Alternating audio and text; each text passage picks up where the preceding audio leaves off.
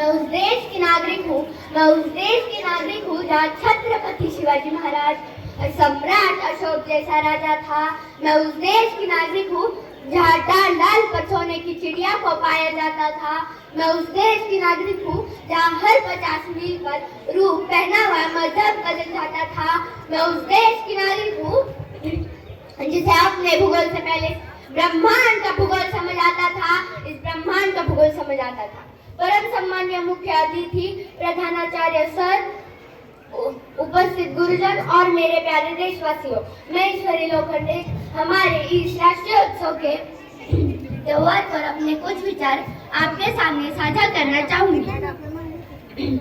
मैं नहीं मानती कि राष्ट्रगान के 52 सेकंड सिर्फ खड़े रहकर गाना या वंदे मातरम भारत माता की जय के जोरों शोरों से नारे लगाना ही देशभक्ति है, क्योंकि महोदय ये सदी है जहाँ नीति, नियम और नैतिकता जैसे मूल्यों के धज्जे उड़ाते लोग मुझे नजर आते हैं, क्योंकि महोदय ये सदी है जहाँ तो सगे भाई भी शांति, अमन और चैन के साथ बड़ी मुश्किल से जीते हुए नजर आते हैं।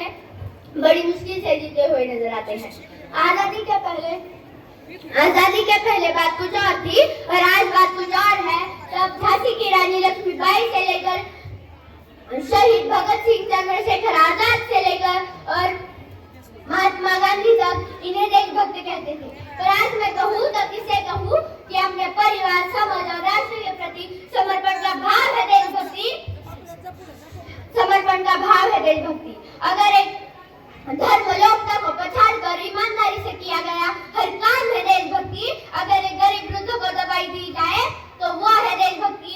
एक पत्रकार अपनी पत्रकारी पूरी ईमानदारी से करे तो वो है देशभक्ति। आज का ये नौजवान युवा दूसरों को मारने के लिए नहीं बल्कि पहले खुद मारने के लिए तैयार हो तो वो है देशभक्ति। तो मैं इन देशों को कहना चाहूंगी कि ए हवा में जहर बोलने वालों, फिजाएं हमारे इशारों से बदलती है। तुम क्या तस्वीर बदलो मेरे हिंदुस्तान की, शेरों के जिगर में सिर्फ माँ भारत ही बसती है। मैं उस देश की नागरिक हूँ जिसके होठों में गंगा और हाथों में तिरंगा है।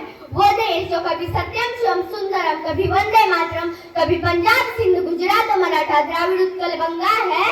मैं उस देश की नागरिक हूँ जो हर टुकड़ा हुए की शरण स्थली बन जाता है और 7 समुद्र पार परदेशियों को भी अपना ब्रदर एंड सिस्टर कहलाता है। यही प्रेम की जन्मभूमि भारतवर्ष कहलाता है।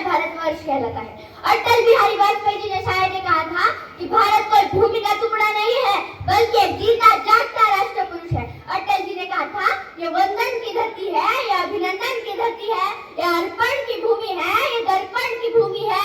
इसकी नदी हमारे लिए गंगा है, इसका कंकड़ हमारे लिए शंकर है। हम जिएंगे तो इस भारत के लिए और मरेंगे तो इस भारत के लिए। और मरने के बाद भी गंगा जल में बहती हमारी अस्थियों को कोई कान लगाकर सुनेगा ना तो एक ही आवाज आएगी,